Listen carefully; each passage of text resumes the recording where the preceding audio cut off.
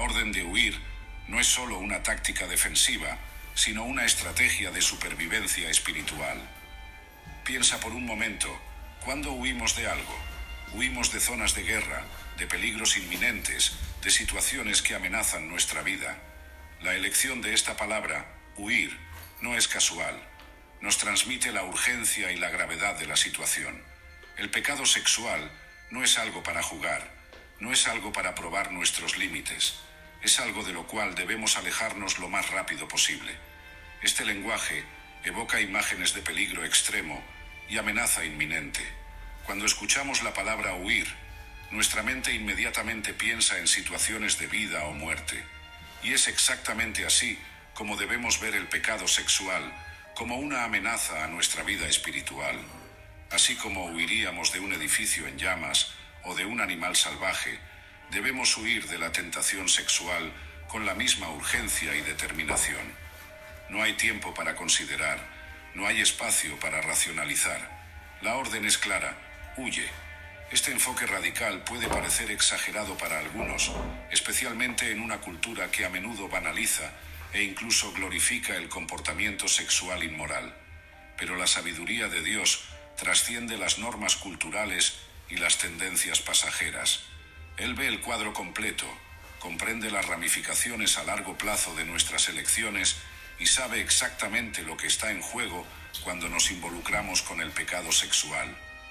Pero, ¿por qué el pecado sexual es tan peligroso? ¿Por qué merece este tratamiento especial? La respuesta está en la naturaleza única de este pecado. Pablo continúa diciendo: todos los demás pecados que una persona comete, fuera del cuerpo los comete, pero el que peca sexualmente, peca contra su propio cuerpo. Hay algo profundamente íntimo y personal en el pecado sexual que lo hace particularmente devastador. A diferencia de otros pecados que pueden ser más externos en su naturaleza, el pecado sexual involucra nuestro ser físico de una manera única y profunda. No solo afecta nuestro cuerpo, sino también nuestra mente, nuestras emociones y nuestro espíritu. Cuando nos involucramos en inmoralidad sexual, estamos literalmente usando nuestro cuerpo como un instrumento de pecado, violando el propósito sagrado para el cual Dios lo creó. En 1 Corintios 6, 19-20, Pablo nos recuerda: ¿acaso no saben que su cuerpo es templo del Espíritu Santo que habita en ustedes, que les fue dado por Dios y que no son de ustedes mismos? Ustedes fueron comprados por un alto precio. Por lo tanto, glorifiquen a Dios con su cuerpo. Cuando pecamos sexualmente, estamos profanando ese templo, corrompiendo lo que Dios destinó a ser santo. Esta es una violación no solo de nuestro cuerpo físico, sino de nuestra identidad espiritual como templos del Espíritu Santo. Una de las razones por las cuales el pecado sexual es tan peligrosamente poderoso es su capacidad de esclavizarnos. A diferencia de otros pecados que pueden ser ocasionales, el pecado sexual tiene una tendencia a convertirse en una adicción, una compulsión que nos arrastra cada vez más profundo. Cuanto más nos involucramos, más difícil se vuelve escapar. Es como una telaraña pegajosa que nos atrapa cada vez más firmemente. Esta naturaleza adictiva del pecado sexual está arraigada en la manera en que Dios diseñó nuestra sexualidad. La intimidad sexual fue creada para ser una fuerza unificadora poderosa dentro del matrimonio, creando un vínculo profundo y duradero entre esposo y esposa. Cuando esta fuerza se dirige mal o se abusa fuera de los límites del matrimonio, no pierde su poder. En su lugar, se convierte en una fuerza destructiva que puede dominar nuestra vida. El apóstol Pedro habla sobre esto en 2 de Pedro 2, 19, diciendo: prometiéndoles libertad, ellos mismos son esclavos de la corrupción, pues el hombre es esclavo de aquello que lo domina. El pecado sexual promete libertad y placer, pero en realidad nos aprisiona. Comienza con pequeñas concesiones, tal vez una mirada aquí, un pensamiento allá, pero rápidamente puede escalar a una obsesión que consume nuestros pensamientos, nuestro tiempo y nuestra energía. Antes de darnos cuenta, podemos encontrarnos atrapados en un ciclo de culpa, vergüenza y comportamiento compulsivo. incapaces de liberarnos por nuestra propia fuerza. Podemos ver un ejemplo claro de esto en la historia de Sansón, en los capítulos 13 a 16 del libro de Jueces. Sansón fue llamado por Dios para liberar a Israel de los filisteos. Tenía un propósito divino, una misión sagrada, pero su debilidad por el pecado sexual lo desvió completamente de su camino. Repetidamente vemos a Sansón siendo atraído por mujeres filisteas, contra la voluntad de Dios y de sus padres. La historia de Sansón es una poderosa ilustración de los peligros del pecado sexual y de cómo puede derribar incluso a los más fuertes entre nosotros. Sansón era un hombre dotado de fuerza sobrenatural, elegido por Dios desde el vientre de su madre para un propósito especial. Tenía todo a su favor: fuerza física, un llamado divino, el favor de Dios. Sin embargo, su incapacidad para controlar sus deseos sexuales terminó siendo su ruina. Vemos a Sansón repetidamente haciendo elecciones basadas en sus deseos carnales, en lugar de en su misión divina. Se enamora de una mujer filistea en Timna, contra el consejo de sus padres, Jueces 14, 1-3. Más tarde, visita a una prostituta en Gaza, Jueces 16, 1. Y finalmente se enamora de Dalila, quien termina traicionándolo y llevando a su captura por los filisteos, Jueces 16, 4-21. En cada una de estas situaciones, Sansón pone sus deseos sexuales por encima de su llamado divino, con consecuencias desastrosas. Antes de continuar, quiero preguntar si te gusta nuestro contenido. Deja tu like y comenta si nuestros videos han bendecido tu vida. Ahora volviendo al tema del video. En Jueces 14, 3 leemos: su padre y su madre le preguntaron: ¿no hay ninguna mujer entre las hijas de tus parientes o entre todo nuestro pueblo? Tienes que ir a los filisteos incircuncisos para encontrar esposa. Pero Sansón dijo a su padre: consígueme a esa mujer, es la que me agrada. Vemos aquí cómo Sansón estaba completamente dominado por sus deseos, incapaz de escuchar la voz de la razón o de Dios. Este versículo ilustra perfectamente cómo el pecado sexual puede distorsionar nuestro juicio y llevarnos a ignorar consejos sabios. Los padres de Sansón estaban claramente preocupados por la elección de su hijo. Ellos entendían los peligros de casarse fuera del pueblo de Dios, especialmente con alguien de los filisteos, que eran enemigos de Israel. Su preocupación no era solo cultural o tribal, sino espiritual. Sabían que tal unión podría llevar a Sansón a alejarse de Dios y de su llamado. Sin embargo, Sansón estaba ciego por sus deseos. La frase «es la que me agrada» revela la superficialidad de su atracción. No estaba considerando la voluntad de Dios, el consejo de sus padres o las implicaciones a largo plazo de su decisión. Todo lo que importaba era su atracción física inmediata. Esta es una característica común del pecado sexual. Nos hace priorizar el placer momentáneo sobre la sabiduría a largo plazo, ignorando las consecuencias potencialmente devastadoras de nuestras acciones. El resultado de esta obsesión fue trágico. Sansón, el hombre que debía haber sido el libertador de Israel, terminó ciego, débil y encarcelado en una celda filistea. Su potencial fue desperdiciado, su misión quedó incompleta, todo por su incapacidad de huir del pecado sexual. Esta es una lección poderosa para todos nosotros. El pecado sexual tiene el poder de desviarnos completamente del propósito que Dios tiene para nuestras vidas. La caída de Sansón no fue repentina, sino gradual. Comenzó con pequeñas concesiones, pequeños desvíos de su llamado, que eventualmente llevaron a su ruina total. Cuando finalmente encontramos a Sansón al final de su historia, está en una condición lamentable. Jueces 16, 21 nos dice: entonces los filisteos lo apresaron, le sacaron los ojos y lo llevaron a Gaza. Lo ataron con cadenas de bronce y fue puesto a girar un molino en la prisión. Qué contraste con el hombre poderoso que una vez fue.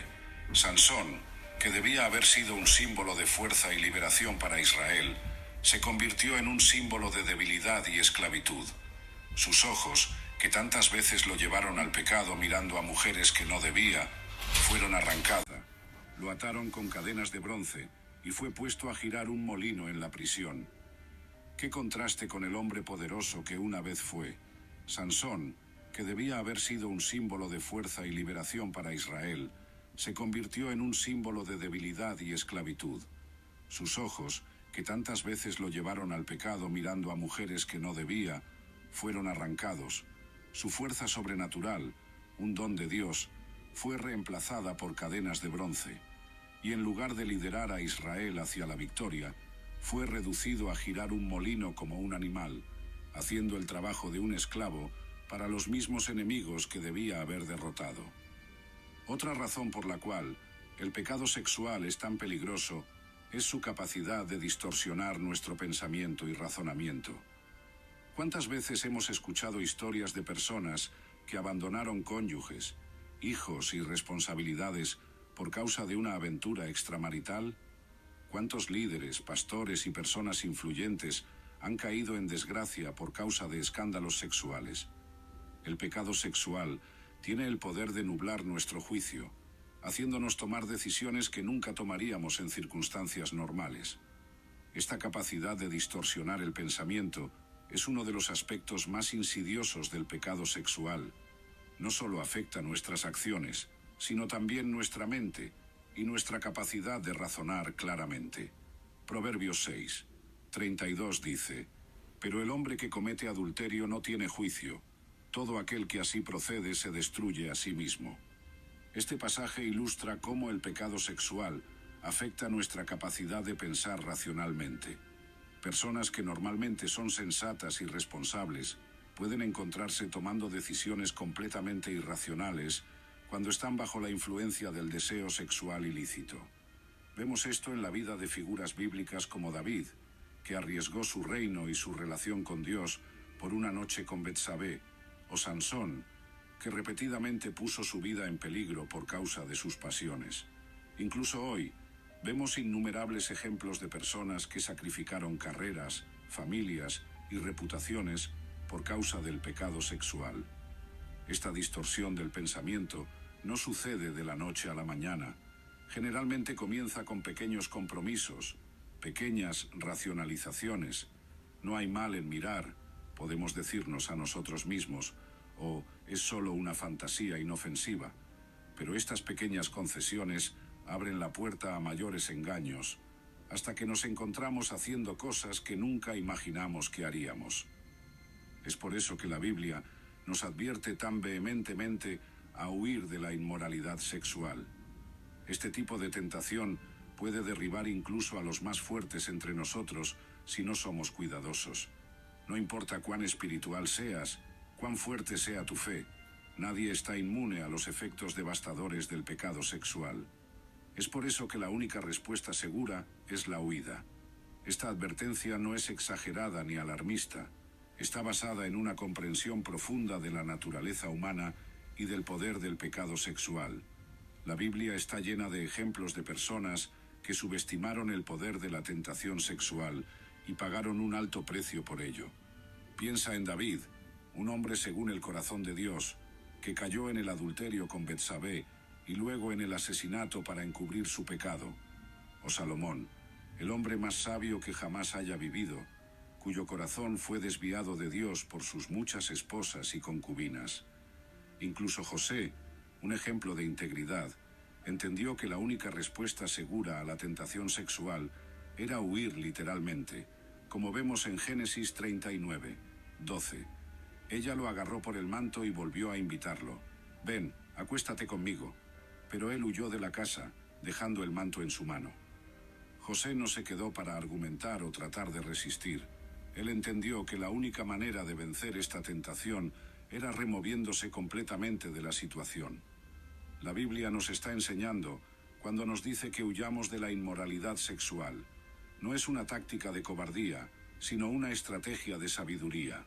Reconoce que, cuando se trata de tentación sexual, nuestra propia fuerza de voluntad a menudo no es suficiente. Necesitamos crear distancia física y emocional entre nosotros y la fuente de la tentación. Esto puede significar evitar ciertos lugares, situaciones o incluso relaciones que sabemos que nos dejan vulnerables. Puede significar instalar filtros en nuestros dispositivos electrónicos o buscar rendición de cuentas con amigos de confianza. En un nivel más profundo, huir de la inmoralidad sexual también significa cultivar un corazón y una mente puros. Como Jesús enseñó en Mateo 5, 27-28, ustedes han oído que se dijo, no cometerás adulterio, pero yo les digo, cualquiera que mire a una mujer para codiciarla, ya ha cometido adulterio con ella en su corazón. Este pasaje nos muestra que la batalla contra el pecado sexual comienza en nuestra mente y en nuestro corazón. Huir de la inmoralidad sexual significa estar vigilantes contra pensamientos y deseos impuros, capturándolos y sometiéndolos a Cristo antes de que puedan arraigarse y crecer. Es un proceso continuo de renovación de la mente, como Pablo nos exhorta en Romanos 12, 2. No se amolden al patrón de este mundo, sino transfórmense mediante la renovación de su mente, para que puedan comprobar cuál es la voluntad de Dios, buena, agradable y perfecta. Esto no significa que no podamos ser liberados y purificados a través de Jesucristo. Absolutamente. El poder de Cristo es más que suficiente para liberarnos de cualquier pecado, incluido el sexual. Como dice Primera de Juan 1, 9, si confesamos nuestros pecados, Él es fiel y justo para perdonar nuestros pecados y limpiarnos de toda maldad. Sin embargo, la sabiduría está en huir al primer signo de tentación sexual, no en probar nuestros límites. Esta verdad es fundamental para nuestra comprensión de la gracia y el poder de Dios. No importa cuán profundamente alguien haya caído en el pecado sexual, siempre hay esperanza de redención y restauración en Cristo. La historia de la mujer sorprendida en adulterio en Juan 8 es un poderoso ejemplo de esto. Cuando todos estaban listos para condenarla, Jesús ofreció perdón y una nueva oportunidad diciendo, yo tampoco te condeno. Ahora vete y abandona tu vida de pecado. Juan 8, 11. Este es el corazón del Evangelio, que a través de Cristo podemos ser perdonados, purificados y capacitados para vivir en santidad. Sin embargo, es crucial entender que esta gracia no es una licencia para pecar o para jugar con la tentación. Pablo aborda esto claramente en Romanos 6, 1-2. ¿Qué diremos entonces? ¿Continuaremos pecando para que la gracia abunde? De ninguna manera. Nosotros, que hemos muerto al pecado, ¿cómo podemos seguir viviendo en él? La gracia de Dios nos libera del poder del pecado, pero también nos llama a una vida de santidad. Es por eso que la instrucción de huir de la inmoralidad sexual es tan importante. Reconoce tanto nuestra vulnerabilidad al pecado como el poder de Dios para liberarnos. No huimos porque no confiamos en el poder de Dios para sostenernos, sino porque respetamos el poder del pecado para engañarnos y porque valoramos la libertad que Cristo conquistó para nosotros a un precio tan alto. Otro aspecto crucial a considerar es que el pecado sexual nos separa de Dios. En Romanos 6, 23, Pablo nos dice que el salario del pecado es muerte. Esa muerte no es solo física, sino espiritual. Es la separación de Dios. Cuando nos involucramos activamente en el pecado, estamos activamente alejándonos de Dios. Y si nos estamos alejando de Dios, estamos caminando hacia la muerte espiritual. Esta realidad sombría es una de las razones más convincentes para huir de la inmoralidad sexual. El pecado, por su propia naturaleza, crea una barrera entre nosotros y Dios. Isaías 59, 2 lo expresa claramente. Pero sus maldades los separaron de su Dios. Sus pecados han escondido de ustedes su rostro, y por eso no los escuchará.